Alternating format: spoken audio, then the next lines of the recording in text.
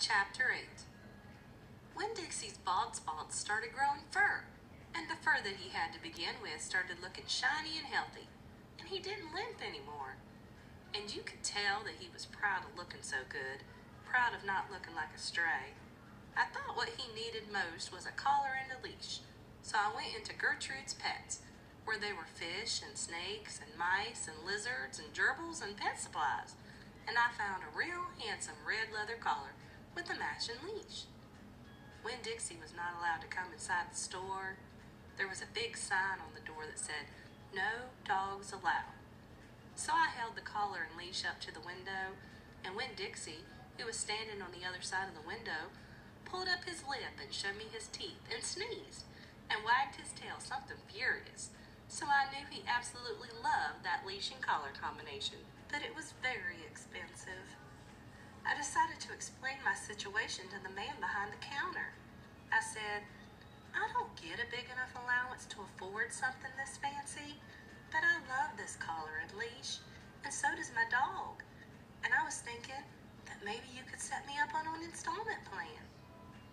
"Installment plan?" said the man. "Gertrude!" someone screamed in a real irritating voice. I looked around. It was a parrot. She was sitting on top of one of the fish tanks, looking right at me. "An installment plan," I said, ignoring the parrot. "You know, where I promise to give you my allowance every week, and you give me the leash and collar now?" "I don't think I can do that," said the man. He shook his head. "No, the owner, she wouldn't like that." He looked down at the counter. He wouldn't look at me. He had thick black hair, and it was slicked back like Elvis Presley's. He had on a name tag that said Otis. "Or I could work for you," I said. "I could come in and sweep the floors and dust the shelves and take out the trash. I could do that." I looked around Gertrude's Pets. There was sand and sunflower seed shells and big dust bunnies all over the floor. I could tell that it needed to be swept. "Oh," said Otis. He looked down at the counter some more. "Gertrude!" the parrot screamed again. "I'm real trustworthy," I said. "I'm new in town, but my daddy is a preacher. He's the preacher at the Open Arms Baptist Church of Naomi, so I'm real honest. But the only thing is, Winn-Dixie, my dog, he would have to come inside with me. Because if we get separated for too long, he starts to howl something terrible." "Gertrude doesn't like dogs," said Otis. "Is she the owner?" I asked. "Yes. No. He finally looked up. He pointed at the fish tank. "That Gertrude. The parrot, I named her after the owner." "Gertrude's a pretty bird," screamed Gertrude. "She might like Winn-Dixie," I told Otis. "Almost everybody does. Maybe he could come inside and meet her. And if the two of them get along, then could I have the job?" "Maybe," Otis mumbled. He looked down at the counter again. So I went and opened the door, and Winn-Dixie came trotting on inside the store. "Dog!" screamed Gertrude. "I know it," Otis told her. And then Gertrude got real quiet. She sat on the top of the fish tank and cocked her head from one side to the other, looking at Winn-Dixie. And Winn-Dixie stood and stared back at her. He didn't hardly move. He didn't wag his tail. He didn't smile. He didn't sneeze. He just stared at Gertrude, and she stared at him. And then she spread her wings out real far and flew and landed on top of Winn-Dixie's head. "Dog!" she croaked.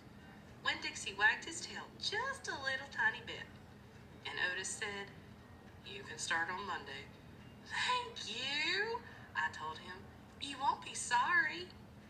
On the way out of Gertrude's Pets, I said to Winn-Dixie, "You are better at making friends than anybody I have ever known. I bet if my mama knew you, she would think you were the best dog ever." Winn-Dixie was smiling up at me, and I was smiling down at him, and so neither one of us was looking where we were going, and we almost bumped right into Sweetie Pie Thomas. She was standing there, sucking on the knuckles of her third finger, staring at the window of Gertrude's Pets. finger out of her mouth and looked at me. Her eyes were all big and round. "Was that bird sitting on that dog's head?"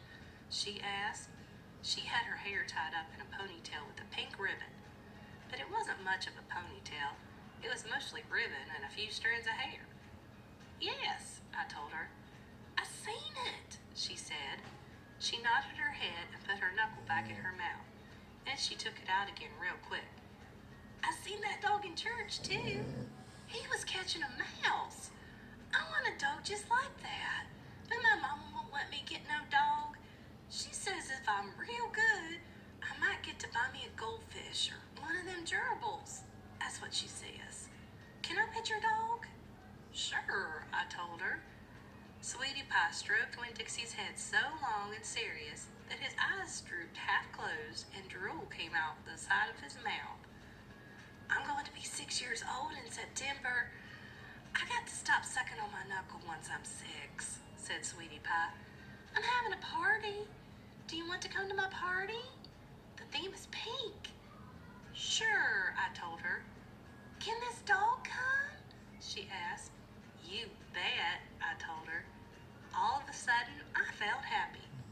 I had a dog, I had a job, I had Miss Franny Block for a friend, and I had my first invitation to a party in Naomi.